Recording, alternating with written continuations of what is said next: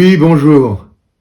Alors aujourd'hui, puisque l'actualité se braque sur les transports d'uranium-235 et d'uranium enrichi russe, j'aimerais vous montrer un reportage que j'ai fait il y a quelques années avec une amie. Je suis parti de Russie et je suis arrivé au Havre dans un bateau bourré, je dis bien bourré, d'uranium-235.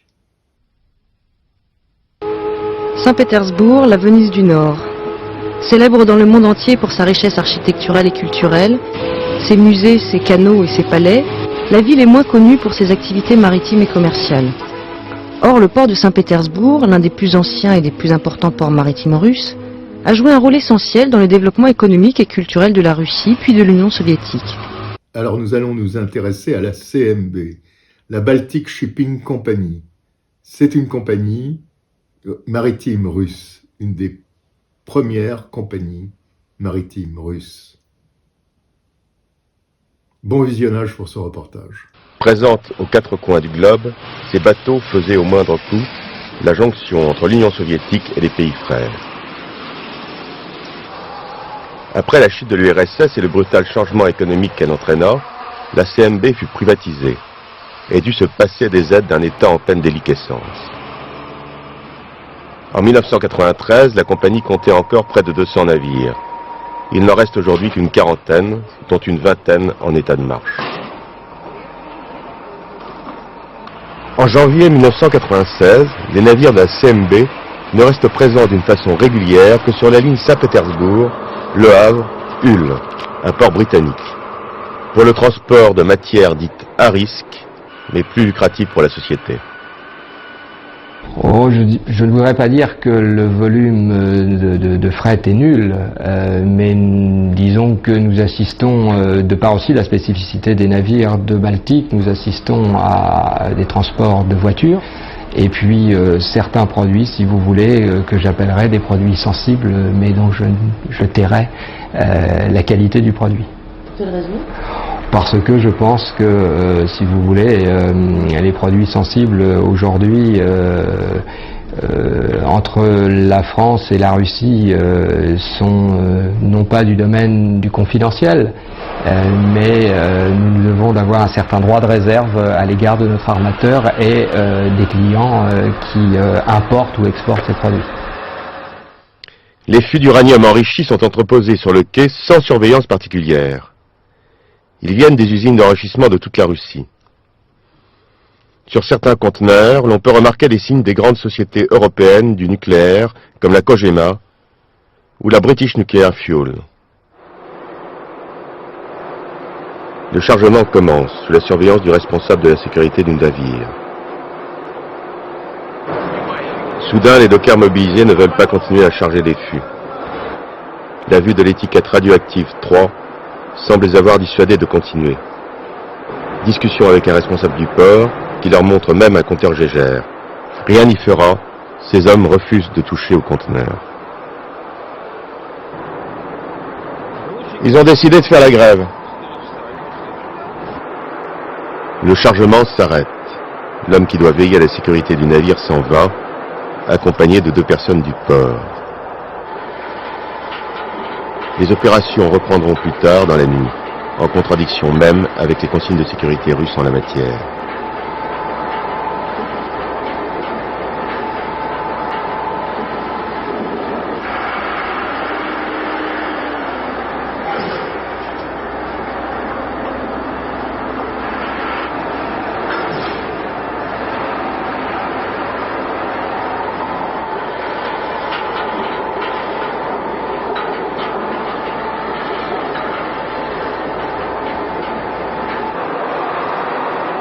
Le volume d'uranium enrichi à transporter est important.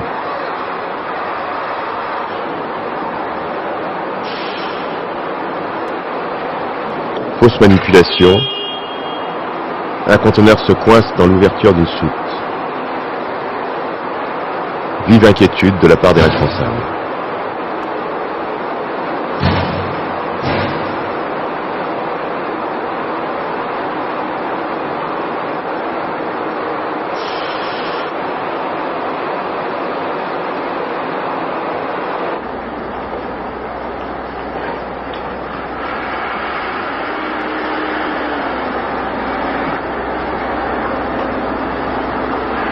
Enfin, le bateau est prêt à partir.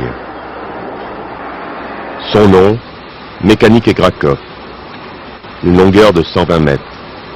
Comme beaucoup des navires soviétiques ayant été conçus vers la fin des années 1970, il se devait d'être ambivalent de par la confusion même qui régnait à l'époque entre la marine militaire et la marine marchande. En effet, ces bateaux se devaient de pouvoir transporter aussi bien du fret que de participer à un débarquement de troupes en eau peu profonde.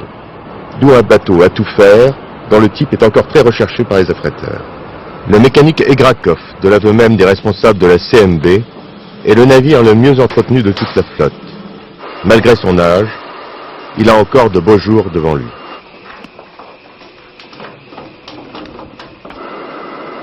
Son équipage est de 25 hommes, scindés en 3 équipes se relayant toutes les 6 heures. Il vient de toutes les républiques de l'ancienne Union soviétique. Mon amour pour la mer a certainement vu le jour grâce au vieux bateau qui faisait la liaison entre mon village et Irkoutsk, sur lequel je faisais l'école buissonnière. Irkoutsk, cette très belle ville qui se trouve sur la rivière Angara, à 60 km du lac Baïkal, qui est la plus grande réserve d'eau douce du monde.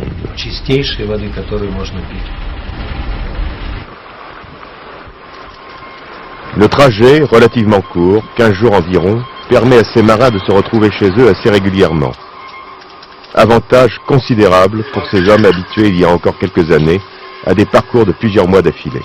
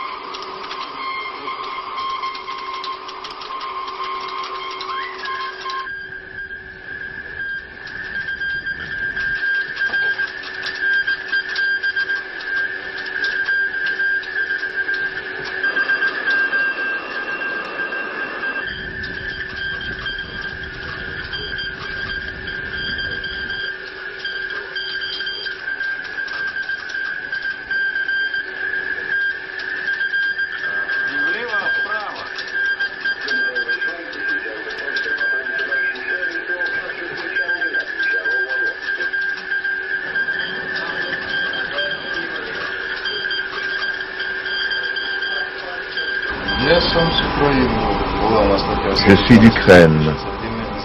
Auparavant, il y avait une république soviétique fédérée d'Ukraine. Et maintenant, c'est un État indépendant. Je viens d'une petite bourgade sur le Dniepr, peuplée de Cosaques. J'y ai passé mon enfance et mon adolescence. C'est très simple, voyez-vous. Il y a quelques années de cela, nous n'avions qu'une seule flotte unie, la flotte de la grande URSS, une et indivisible. Désormais, il y a 2 États séparés, avec une frontière.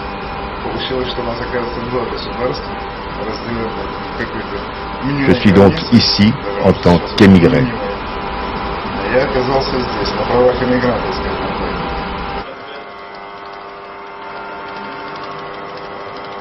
This is coast, this is Helsingør, and this is Helsingborg.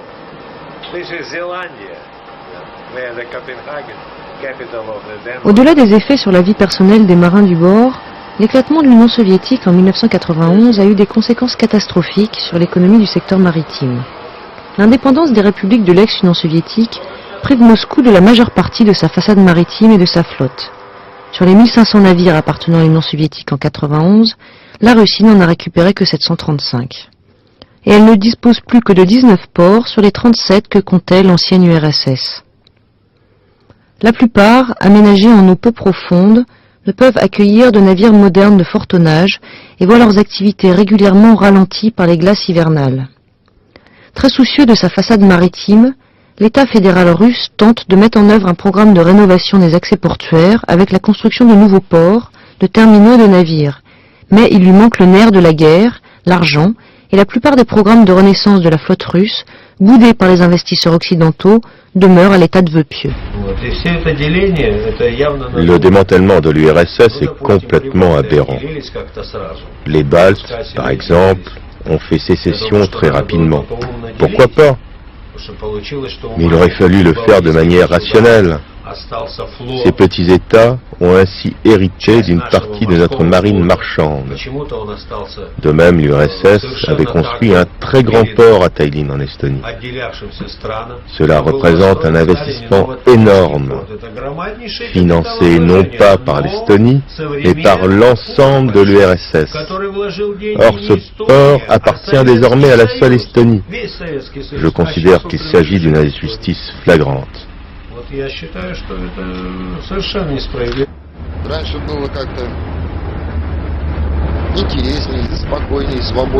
Personnellement, je ne suis pas réjoui par la chute de l'URSS.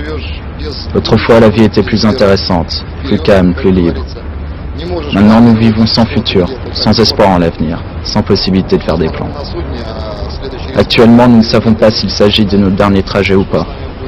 Peut-être sera-t-on saisi, on n'en sait rien. Oui, moi je considère que les changements récents sont positifs, même s'ils auraient dû être mis en place plus progressivement. Pour autant, on ne pouvait plus continuer à vivre comme on l'a fait pendant 70 ans. Les marins soviétiques étaient des privilégiés car fréquemment en contact avec l'Occident et les pays frères. Ils se devaient d'être des hommes politiquement sûrs. Ils étaient encadrés par le représentant du parti et par un commissaire politique qui réglait la vie de l'équipage. Il leur faisait parvenir des nouvelles de la mère patrie et connaître les dernières décisions du parti. Certains de ces premiers assistants du capitaine voulaient même que les marins se lèvent et se couchent sous sifflet. Parmi eux, il y avait beaucoup de despotes. C'était un poste très convoité à l'époque. Mon rôle en tant que représentant du parti était de veiller à ce que règne l'ordre à bord. À l'époque, on pouvait faire régner l'ordre. Les communistes, lors de ces réunions, rendaient compte de leur activité. Par exemple, s'ils étudiaient, ils devaient nous raconter ce qu'ils apprenaient.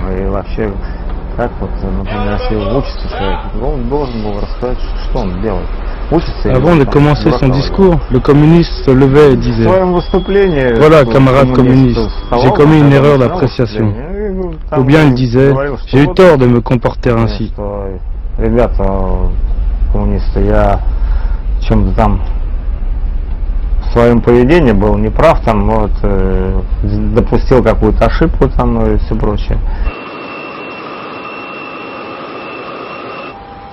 Un chargement à risque, surveillance très particulière. Dès la rentrée dans les eaux territoriales françaises. La raison invoquée, la possibilité de détournement de matières fissiles à des fins militaires. Une surveillance couverte par le secret défense. On doit être alerté un certain temps avant, on examine les éléments qu'on a à notre possession pour donner notre accord. Mais évidemment, ça s'applique aux territoires français, puisque la sécurité, pour des raisons évidentes, en particulier liées à la confidentialité, sont pour l'instant nationales.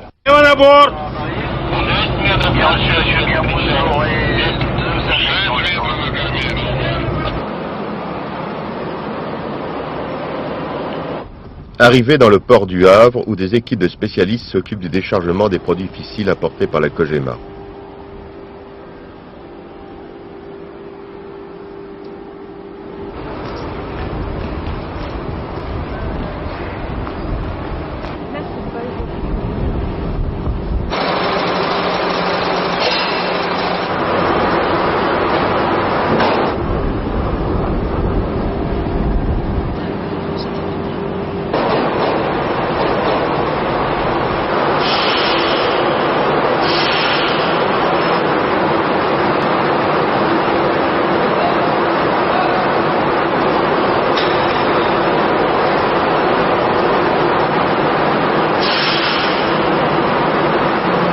Mais pourquoi cette société, qui est le leader incontesté de la production d'hexafluorure et d'uranium enrichi dans le monde, a-t-elle besoin d'importer ces mêmes matières de Russie, soit 10% des besoins énergétiques français, alors qu'elle-même exporte avec succès ceux-ci partout dans le monde.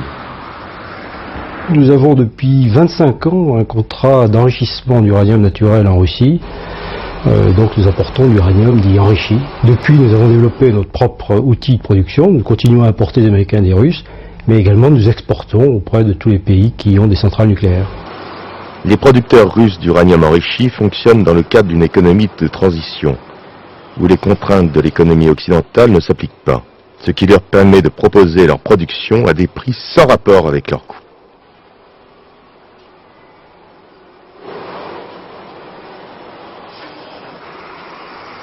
Mais les problèmes de sécurité demeurent, bien qu'il n'y ait jamais eu aucun incident dans les usines d'enrichissement de l'uranium, contrairement aux centrales nucléaires qui représentent un danger constant. En ce qui nous concerne, nous ne voyons pas de raison de mettre en cause au nom de la sécurité ce type de courant. Bien au contraire, le flux d'affaires qui est ainsi fait permet à nos partenaires russes de maintenir l'état de sûreté de leurs installations.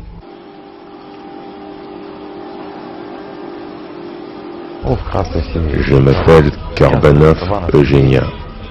J'ai 29 ans et je suis médecin.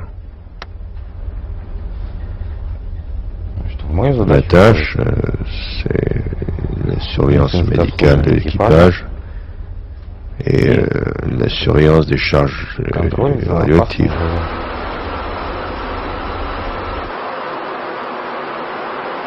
Quel que soit le problème qui peut survenir, y compris un conteneur qui se brise pendant la tempête ou une fuite, on assure la sécurité en premier lieu de l'équipage et ensuite de la cargaison.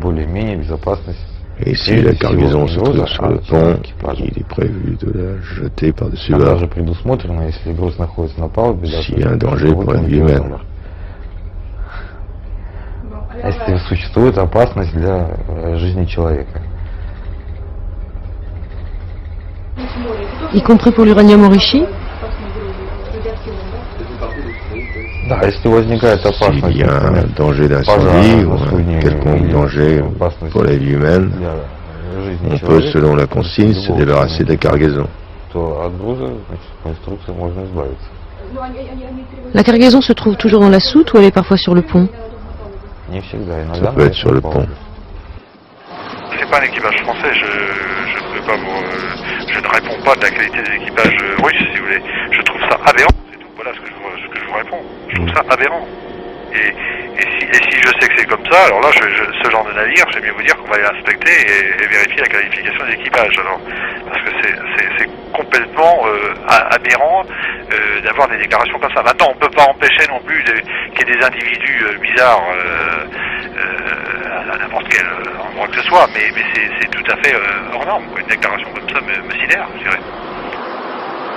Ça serait pas dramatique, hein. C'est pas, les quantités correspondantes par conteneur sont assez limitées et ça se diluerait dans l'eau de mer qui, se dit en passant, est le plus gros gisement d'uranium naturel du monde.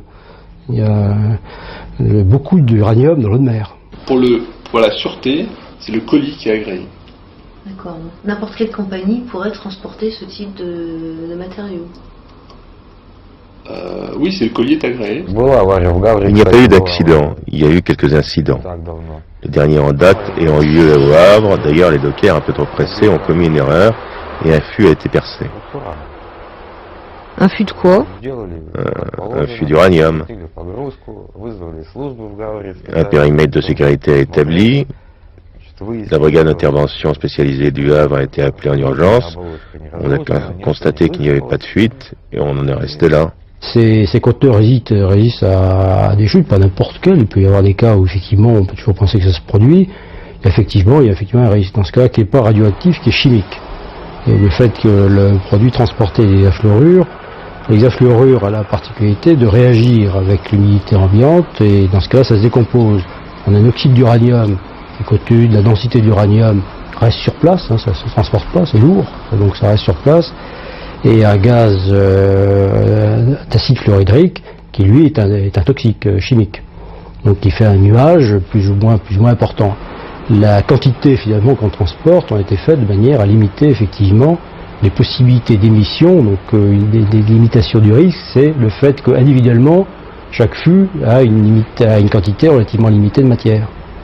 Et donc le nuage correspondant aurait, effectivement, il faut faire attention, mais ça serait limité. En général, donc limité sur là où ça se trouve.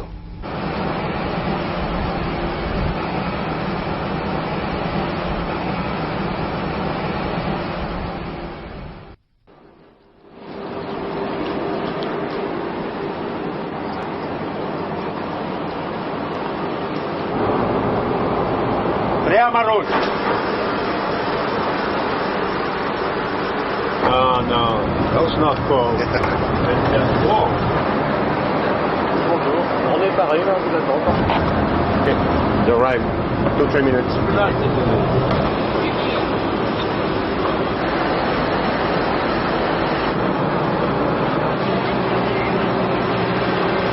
Рулер на борт.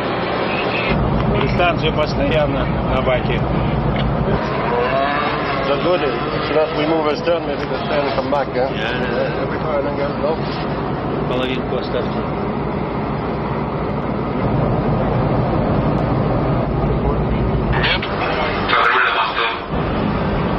Лево на борту.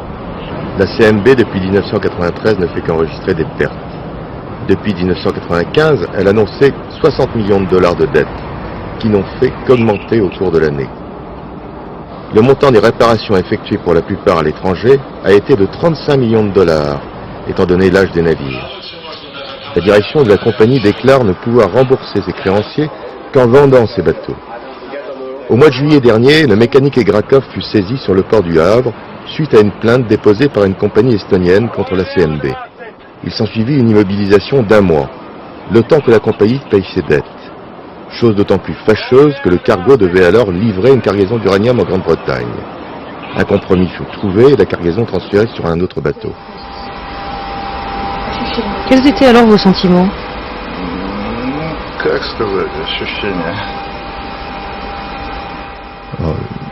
Une profonde tristesse et de l'amertume de voir cette grande compagnie, avec une expérience immense et de longues traditions, dans un tel état, une grande tristesse. C'était des moments désagréables pour moi, parce que le navire sert à apporter quelque chose à la compagnie. Mais s'il est saisi, il ne sert à rien et ça retentit sur le travail de la compagnie et sur nous tous. C'est désagréable, mais nous espérons que ça va s'améliorer et que ça ne se répétera pas.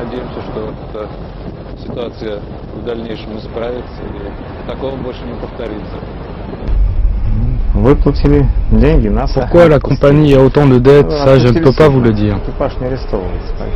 Nous ne savons pas de quoi notre avenir est fait. Peut-être que pendant nos congés, notre bateau sera vendu. Мы не знаем судьбу дальше, что вот, пойдем в отпуск, может быть, если наше судно куда-нибудь продадут. Le contexte est si complexe au sein de la compagnie que personne ne sait rien. Обстановка сложная в пароходстве, что никто ничего не знает, что будет завтра.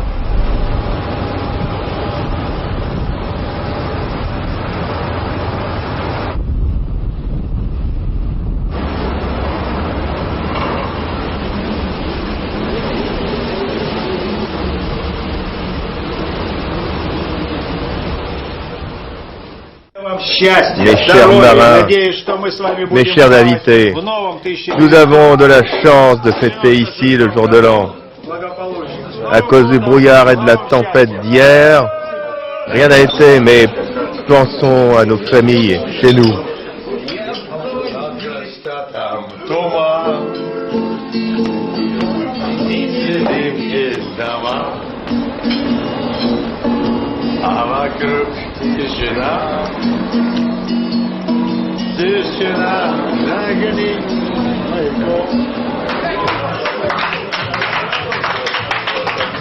Notre département nous félicite.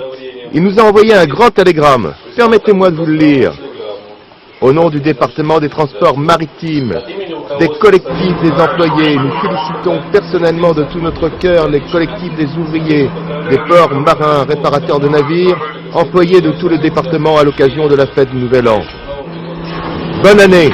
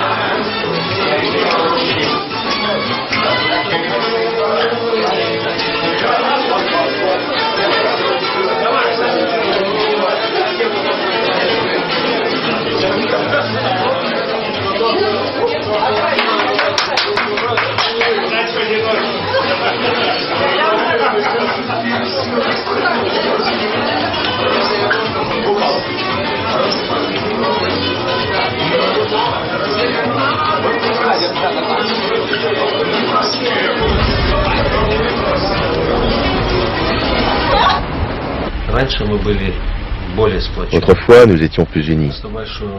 Il est vrai que la discipline était plus dure. Mais, quoi qu'il en soit, cette solidarité était bien réelle. Désormais, les gens sont plus libres, c'est indiscutable. Le revers de la médaille, c'est l'individualisme. Oui, enfin, nous avons toujours eu un syndicat à bord, et il me semble qu'il est toujours actif. Il y a beaucoup de changements dans ce domaine. En France, les syndicats sont beaucoup plus forts que chez nous. Il existe en Russie des structures syndicales. En fait, elles ne font pas grand-chose.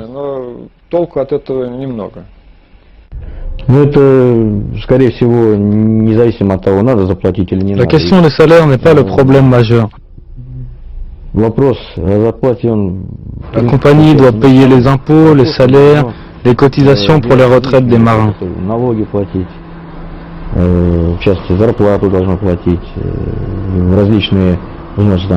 comme il y a un manque de liquidité, le seul moyen est de vendre les actifs de la compagnie.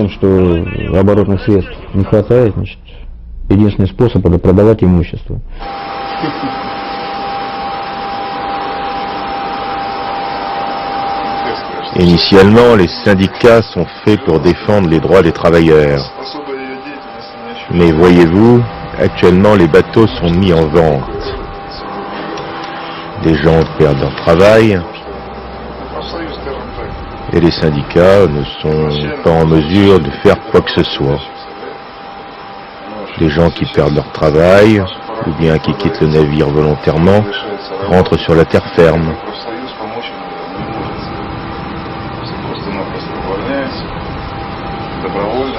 Les syndicats n'existent que sur le papier.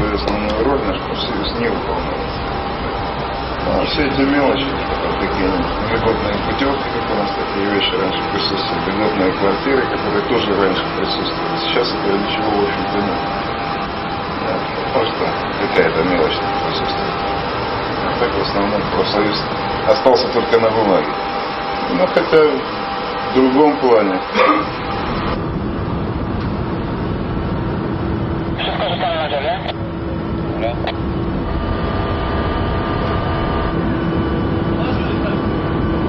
Est-ce qu'on risque d'être saisi à Hull? C'est probable.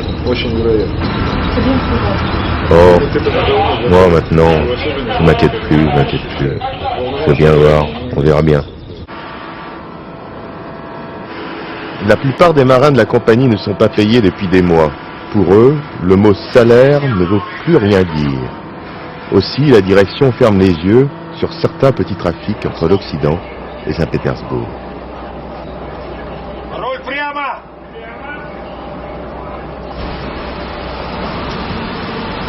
À Hull, une filière d'importation de Lada a été montée.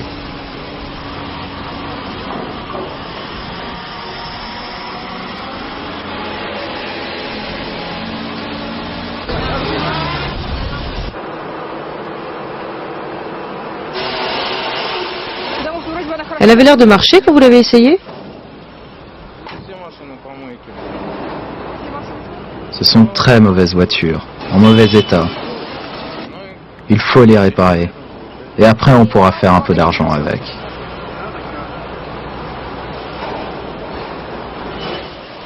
L'uranium enrichi est débarqué, faisant place au Lada. Celles-ci sont achetées par des correspondants anglais au prix de la ferraille. Aucune de ces voitures ne pourrait passer à un contrôle de qualité. Elles sont embarquées sur le bateau et revendues à Saint-Pétersbourg le triple de leur valeur, après avoir été retapées.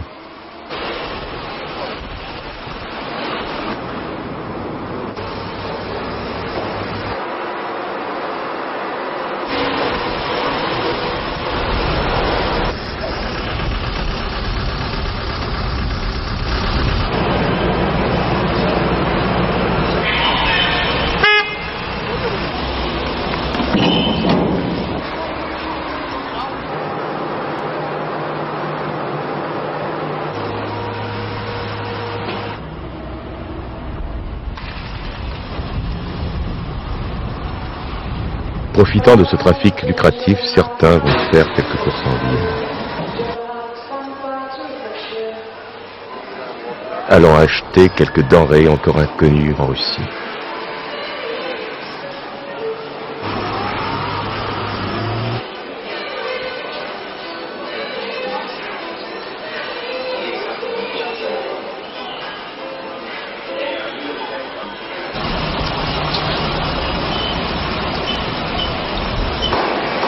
Pendant ce temps, Domara du Prokofiev, un navire de la CMB qui a été saisi dans le port de Tilbury, puis vendu aux enchères pour une bouchée de pain, sont montés à bord.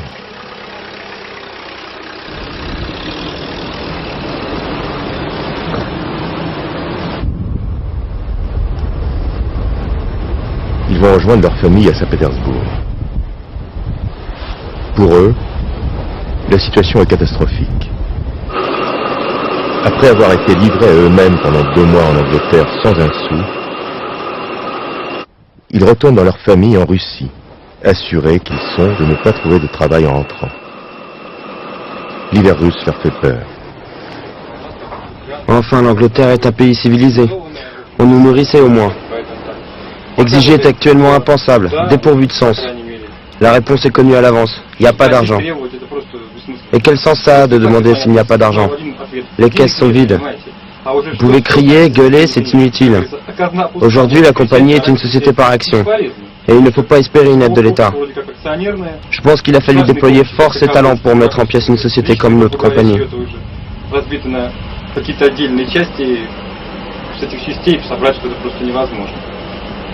Мое личное мнение, это была просто политика развалить такой огромный пароход, как наш, это надо было еще умудриться, понимаете. Je suis très amère, car beaucoup de nos bateaux changent de pavillon. Et dans ce cas de figure, les femmes ne sont pas gardées à bord. Dans les faits, nous restons sans travail à terre. Beaucoup de capitaines n'acceptent pas les femmes et composent des équipages exclusivement masculins.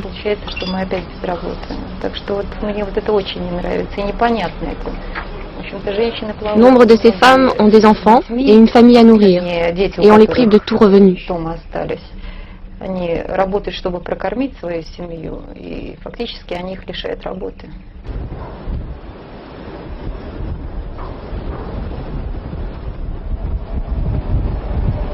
Difficultés financières, saisies, vente de navires, licenciements, on pourrait continuer à égrener longtemps la litanie des conséquences de la privatisation précipitée de la BMC, non accompagnée de changements profonds au sein de la direction. Transformée en société par action en 1993, au bord de l'asphyxie financière 2 ans plus tard, son évolution reflète les difficultés d'adaptation de la plupart des sociétés russes de ce secteur à l'économie de marché, ainsi que l'apprentissage par les salariés des joies de l'actionnariat. Une population sceptique qui, dès le début du programme de privatisation, craignait que le transfert de propriété ne bénéficie avant tout aux anciens privilégiés qui ont su effectuer à temps leur reconversion. Bien sûr, des changements sont intervenus, puisque notre société appartenait auparavant à l'État. Elle est devenue une société par action. L'État ne nous fournit plus aucune aide.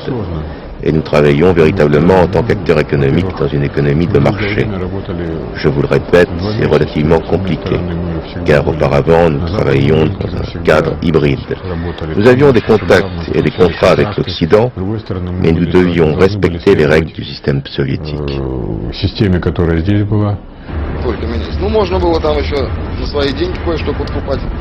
Hormis les actions attribuées, on pouvait bien sûr en acheter plus. En fait, on a procédé au dépeçage des biens de la compagnie. Nous ne touchons aucun dividende. La flotte, comme vous le voyez, est dans un état déplorable. Il y a de moins en moins de bateaux. Tous gardent ces actions en espérant qu'elles monteront dans le futur. Vous nous avez promis des dividendes et nous les attendons toujours. Что такое акционирование? Первый раз это дело проводилось, может быть, даже не до всех это как следует и доходит. В полной мере. Но, как было сказано, как было обещано, все ждут дивидендов, но их нет и нет. Да, у меня есть акции Балтики. J'ai encore des actions de la compagnie. Je n'en ai pas vendu une seule. Je ne voulais pas les vendre, mais désormais je considère qu'elles ne valent plus rien. Je vais les garder en souvenir. À Saint-Pétersbourg, la presse se fait quelquefois l'écho de scandales qui secouent la compagnie maritime de la Baltique, comme par exemple l'histoire de cet équipage russe qui bloquait depuis plus d'1 mois dans le port de Djeddah en Arabie Saoudite, n'a plus rien à manger. Il y a aussi ce navire, l'Illich, qui fut saisi en Suède à la demande de son équipage et vendu pour que celui-ci puisse enfin être payé.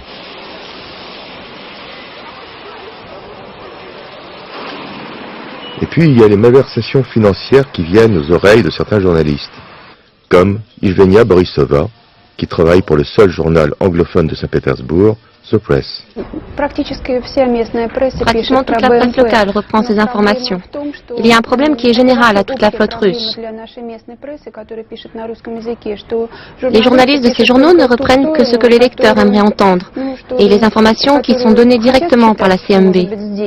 Ils ne veulent pas écrire que la direction de la CMB est coupable, et ils ne peuvent pas l'écrire, car ils n'ont pas accès à d'autres informations que celles que la CMB leur donne. И поэтому они не контактируют с той стороной, они не получают информации о той, другой стороне. Comme chacun sait, on ne tue pas les gens occupant des postes haut placés sans raison. En général, les assassinats sont commandés et de fortes sommes d'argent sont en jeu. Hier soir, dans le vestibule du 7e étage au 125 de l'avenue Lénine, fut découvert le corps de M. Lushinsky, président du conseil des directeurs de la société par action de type ouvert, compagnie maritime de la Baltique. C'est sa voisine qui a trouvé le cadavre alors qu'elle rentrait du travail à 21h30.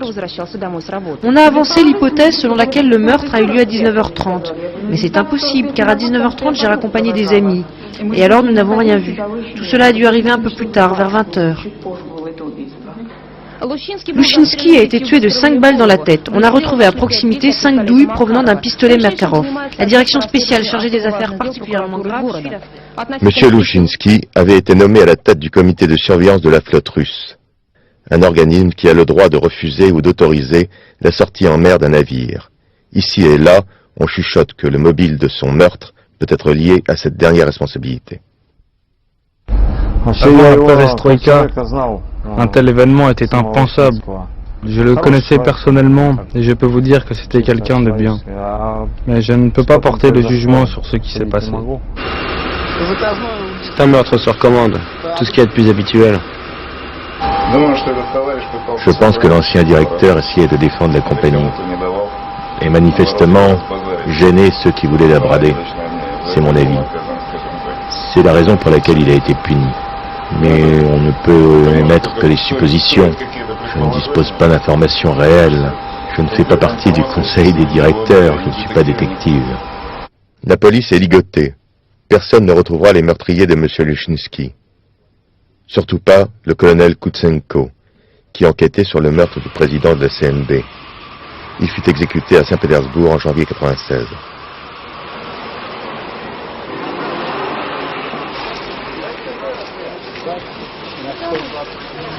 Des fax envoyés par une filiale de la CMB basée à Stockholm, adressés à M. Felimonov, directeur de la compagnie maritime de la Baltique, nous éclairent sur le fonctionnement occulte de cette compagnie et sur les détournements d'argent qui peuvent s'opérer.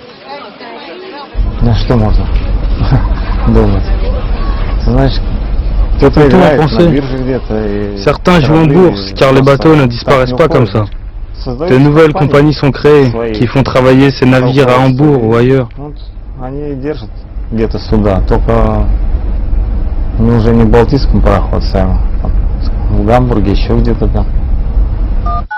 Cher Grégory Dmitrievitch, la situation confine à l'absurde.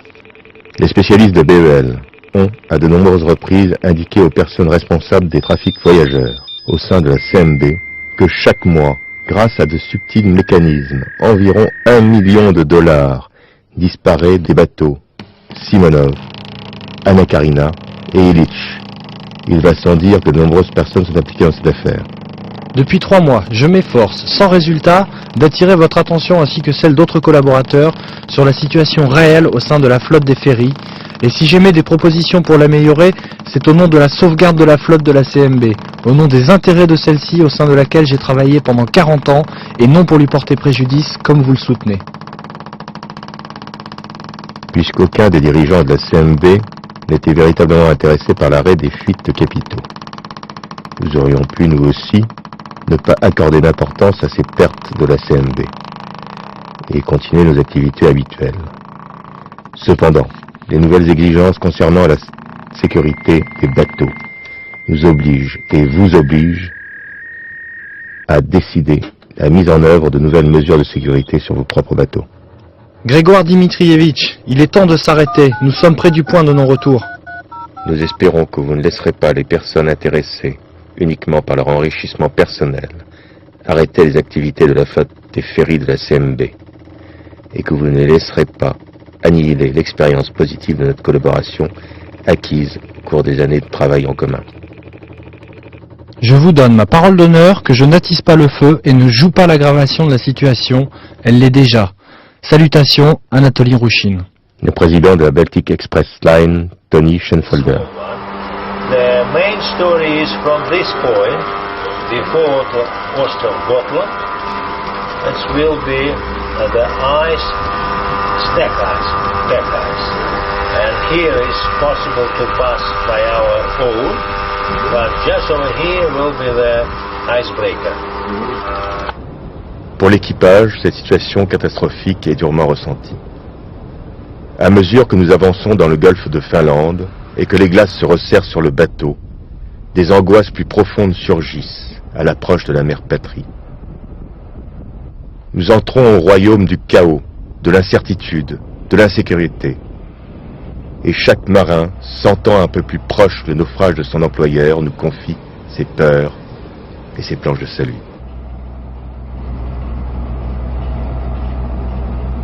L'État doit assurer ses fonctions, au nombre desquelles figure un rôle répressif. Aujourd'hui, la mafia n'a peur de personne, car tout peut être réglé et arrangé avec de l'argent. Aujourd'hui, celui qui a plus d'argent a raison. Oui, moi aussi j'ai le sentiment que le peuple est de plus en plus pauvre et que ce sont les structures mafieuses qui sont au pouvoir. Que faut-il faire selon vous? Il faut d'abord changer de gouvernement. C'est mon opinion personnelle. Et changer de président.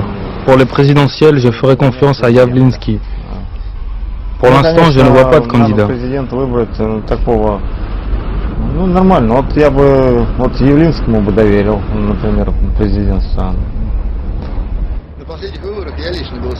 Personnellement, je votais pour les communistes. Je pense que les communistes actuels sont très différents de ceux qui gouvernaient avant. Si l'on ne tient pas compte des communistes du courant stalinien, peu nombreux, qui ont vécu à cette époque-là, et qui rêvent d'un retour à cet état des choses, qui en rêvent jour et nuit.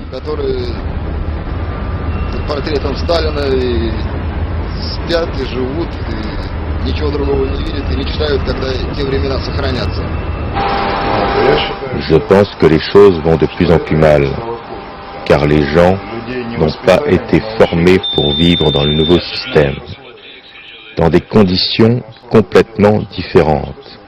On leur a dit, voilà, faites-en ce que vous voulez, mais la majorité des gens ne sait pas quoi en faire.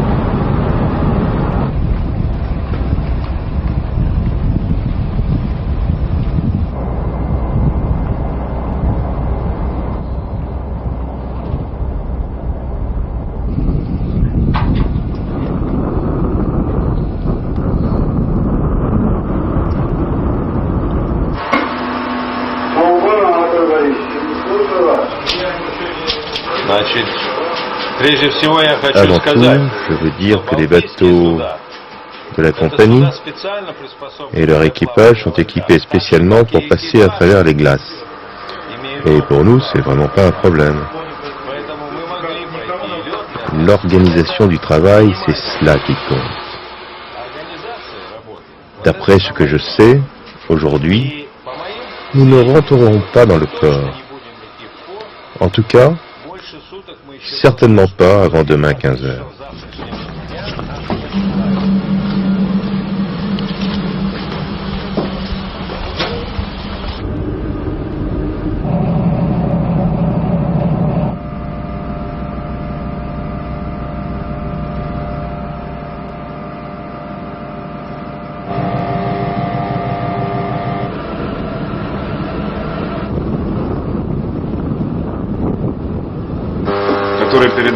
On viendra ce soir par radio le plan des bateaux qui, par l'intermédiaire des pilotes, sont autorisés à rentrer dans le port. Or, nous ne sommes pas dans ce plan.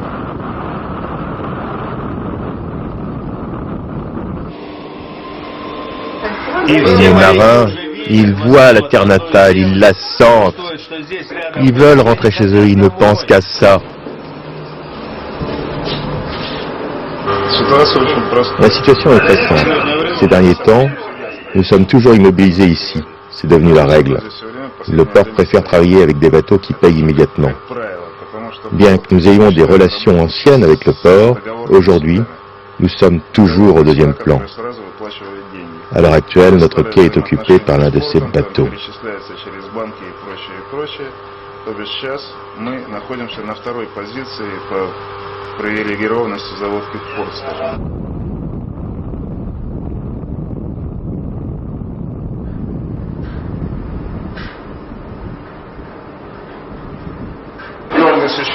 Je viens d'entendre à la radio que l'un des bateaux qui attendent ici vient d'envoyer un message d'urgence. En effet, ils n'ont presque plus d'eau ni nourriture. Et bientôt, ils seront sans carburant. Conformément aux règles internationales, on se doit de lui apporter de l'aide. Ou alors, il faut le laisser rentrer au port.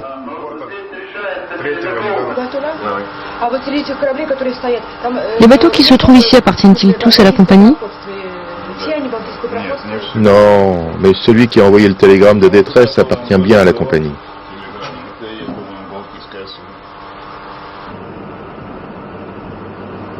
Le mécanique Egrakov est arrivé à Saint-Pétersbourg après plusieurs jours d'immobilisation en mer Baltique. Il repartit immédiatement vers la France, où il fut saisi le 28 janvier au Havre pour une somme de 600 000 $ réclamée par une compagnie pétrolière anglaise. Cette saisie fut levée par les autorités du port qui voyaient d'un mauvais œil l'immobilisation d'un navire chargé d'uranium-235 et d'hexafluorure. Il fut de nouveau saisi le 30 janvier par les autorités portuaires de Hull, où il est immobilisé avec son équipage depuis 2 mois. Le capitaine Anatoly Ivanchichin livre son dernier combat contre la CMB pour que son navire ne soit pas vendu. Il le sera probablement comme tous les autres.